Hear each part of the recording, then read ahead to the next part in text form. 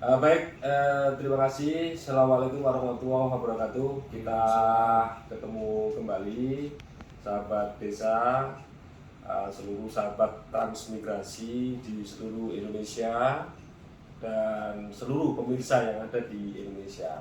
Pagi hari ini kita coba untuk berbincang santai dengan ahlinya ahli kaitan dengan masalah pertanahan ya, khususnya tanah-tanah transmigrasi. Topik pagi hari kita nanti kita bicara dengan beliau Pak Wibowo ya. Pak Bowo ini adalah beliau menjabat sebagai koordinator bidang hukum ya di Ditjen PP Katran. Baik, pertama-tama kita sapa dulu Pak Bowo. Selamat pagi Pak Bowo. Pagi, Mas. Sehat ya? Assalamualaikum. Assalamualaikum. Sehat ya. Nah, ini kita ngobrol santai Pak terkait dengan ya HPL transmigrasi. Jadi sejauh ini seperti apa sih Pak HPL transmigrasi itu? Ya, terima kasih Pak. Pertama saya ini dulu mohon izin koreksi dulu. Kalau tadi ada kalimat ahlinya ahli. Ya, enggak apa-apa, enggak masalah. Kurang tepat, tapi kita lebih bisa sharing pengalaman Pak. Sharing pengalaman ya. Oke. Tapi saya biasa menyebutnya ahlinya ahli. Kalau kita di transmigrasi ahlinya ahli ya Pak Bowo gitu. Ya. Itu yang kurang tepat itu. Enggak apa-apa, tepat menurut saya. Ya, lanjut Pak. Pertama terkait dengan HPL itu adalah adanya hak yang diberikan oleh negara kepada instansi yang menangani transmigrasian untuk diberi kewenangan, diberi kewenangan untuk memanfaatkan dan menggunakan hak atas tanah yang dalam rangka pembangunan permukiman transmigrasi maupun kawasan transmigrasi Pak. Intinya seperti itu secara itu. Oh begitu. Jadi tanah-tanah HPL transmigrasi itu kan luasannya sangat luar biasa Pak ya. Jadi selama ini memang dimanfaatkan. Kita juga kalau tidak salah ada kerjasama dengan atau MOU dengan ATR BPN ya Pak ya. Sejauh ini seperti apa Pak? Ya, tanah terkait dengan HPL itu memang kita sudah ada aspek pemanfaatan dan non pemanfaatannya kita juga selalu berkoordinasi dengan Kementerian ATR dan BPN. Dan juga sudah ada MOU kita juga dengan Kementerian ATR dan BPN. Namun untuk pemanfaatannya dalam arti G2G, artian instansi dan instansi itu memang belum maksimal Pak. Belum maksimal ya. Baru pada tataran perjanjian kerjasama atau MOU yang untuk membantu proses penyelesaian administrasi. Pelaksanaan administrasi aja. Dalam konteks ini kita memang memfasilitasi ya, termasuk di dalamnya kan permasalahan-permasalahan tanah, percepatan SAM itu kita konteksnya kan fasilitasi. Jadi tetap terakhirnya kan ada di ATR BPN kan begitu. Terkait dengan begini Pak, ini seringkali muncul pertanyaan kaitan dengan tanah-tanah restan, HPL transmigrasi ya. Itu seperti apa Pak? Ya, ini mungkin kami perlu menegaskan terkait pengertian tanah restan. Ya betul. Tanah restan itu sesungguhnya adalah tanah sisa yang belum dimanfaatkan dari proses pembangunan, karena dengan bagian dari tanah yang belum dimanfaatkan dan pembangunan, dan juga biasanya belum ada aspek perencanaan selanjutnya. Karena tahapannya setelah dibangun nanti ada aspek perencanaan pengembangannya. Nah ini belum muncul aspek pengembangan, sehingga tanah itu bisa dibilang tanah restan. Nah di transmigrasi ada dua tanah restan. Pertama tanah restan yang berasal dari pencadangan sebelum proses HPL, maupun tanah restan yang berasal dari sisa HPL tadi, sisa dari pembangunan kawasan. Jadi untuk tanah-tanah restan kewenangannya yang berapel ada di Kementerian Desa begitu? Ya, kalau kita merujuk pada kewenangan yang diberikan negara kepada kementerian yang menangani urusan transmigrasi, dan saat ini adalah Kementerian Desa, Pembangunan Tertinggal dan Transmigrasi, kewenangannya ada pada menteri. Oh, jadi kalau misalnya Pak, misalnya daerah ingin memanfaatkan, itu mekanismenya seperti apa? Pemanfaatan oleh daerah, kalau oleh pemerintah daerah itu dimungkinkan dalam beberapa skema Pak, beberapa skema.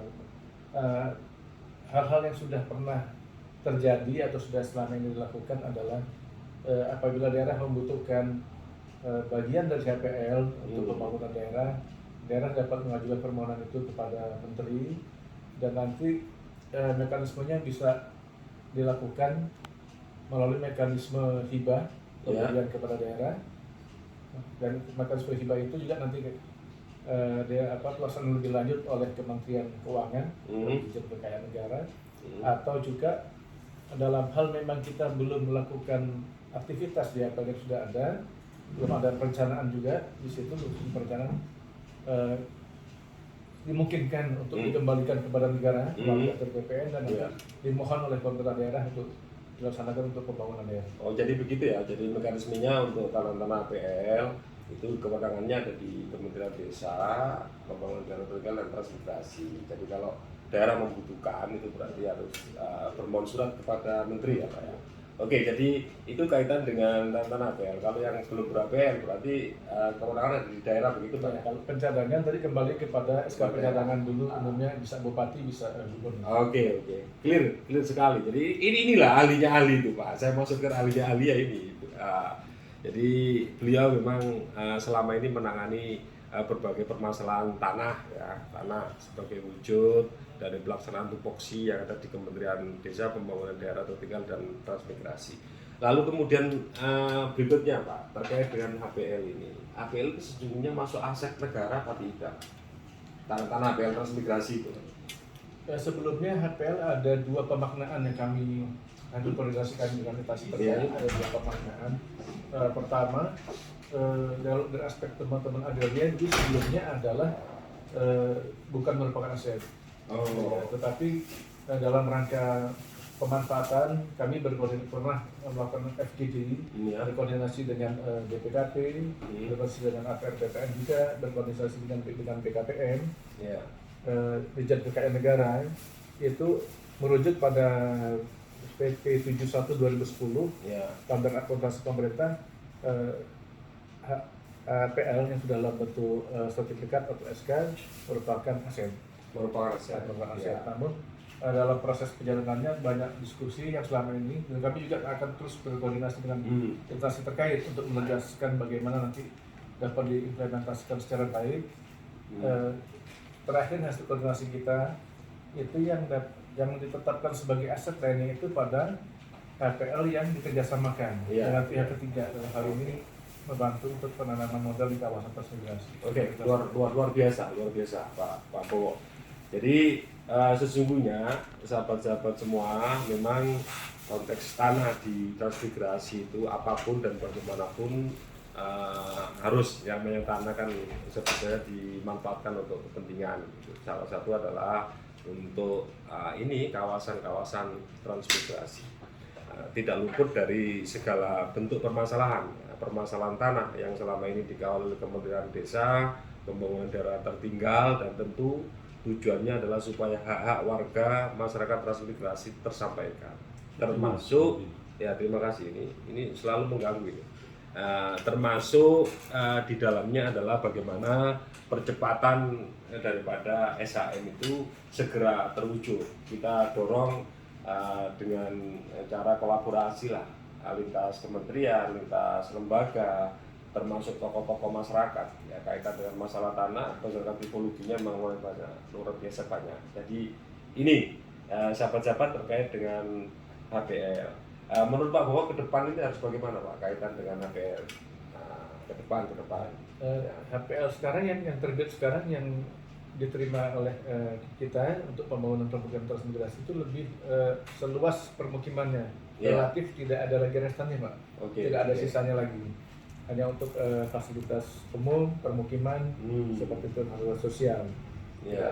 Yang ada pun sisa-sisa HPL itu adalah sisa-sisa dari tahun lebih kurang 70-90 itu, sisa-sisa yang masih memang pada waktu diberikan cukup luas, belum semuanya bisa dimanfaatkan untuk pembangunan, sehingga ada sisa-sisa itu. Oke.